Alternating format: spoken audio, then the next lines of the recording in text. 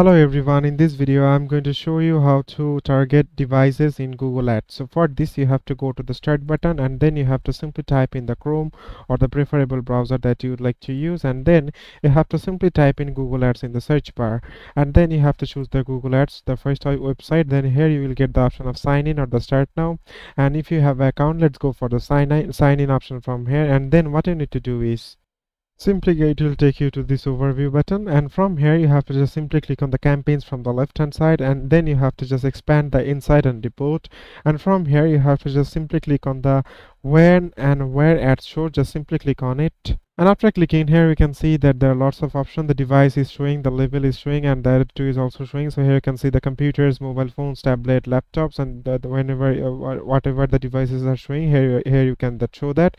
Then the second thing what you can do is just simply click on the bit adjustment, and here you can choose the increase or decrease the bits. For example, if you'd like to show more ads in your computers, then you have to just simply click on the computers and increase the bit adjustment like this, and click on increase, and then you have to just simply click on save. So it is as simple as that, guys. Thank you very much for watching this video.